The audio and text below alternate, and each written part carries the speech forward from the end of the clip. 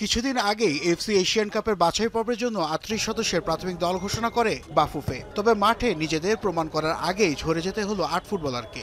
পূর্ব কোনো ঘোষণা ছাড়াই তালিকা থেকে ৮ জনকে বাদ দিয়ে ৩০ জনের নতুন দল ঘোষণা করা হয়।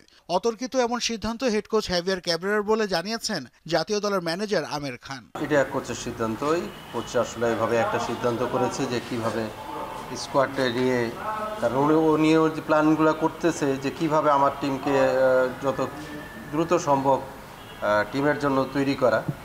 মেন টিম তো আসলে যারা মাঠে খেলবে সেই স্কোয়াডের জন্য বিবেচনা করা। তো সে আসলে ওইভাবে একদম কনক্লুড করে সে ৩০ জনের নামটা নিয়ে আসছে। ২৮ ফেব্রুয়ারি রাজধানীর একটি হোটেলে শুরু হচ্ছে জাতীয় দলের আবাসিক ক্যাম্প।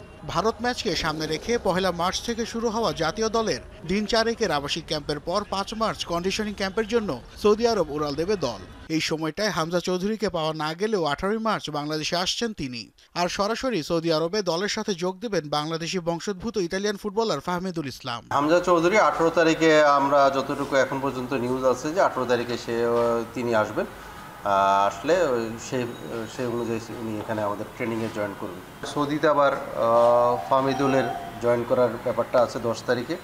সে যদি ওখানে পারফর্ম করতে পারে, যদি টিমের সাথে সে থাকতে পারবে। ২৫ মার্চ ভারত ম্যাচের জন্য প্রাথমিক স্কোয়াডে আছেন তরুণ ফরওয়ার্ড শেখ মুরসালিন। তবে তার স্ত্রীর আদালতে করা যৌতুক মামলায় বেকায়দায় আছেন এই ফুটবলার। অফিসিয়ালি কোনো নোটিশ আমরা পাইনি এবং আমরা সেটুকু জানিও না যে কী অবস্থায় আছে। তো সেরকম আসলে সেরকম বিএফএফের দিকে যেটুকু ইনিশিয়েটিভ নেওয়া দরকার সেটুকু আমরা নিই। সৌদি আরবে প্রায় ২ সপ্তাহ ক্যাম্প করবে বাংলাদেশ। এই সময়টায় অনুশীলনের পাশাপাশি প্রস্তুতি ম্যাচ আয়োজনের চেষ্টা চালাচ্ছে বাফুফে। নাসিফ শুভ, যমুনা স্পোর্টস, ঢাকা।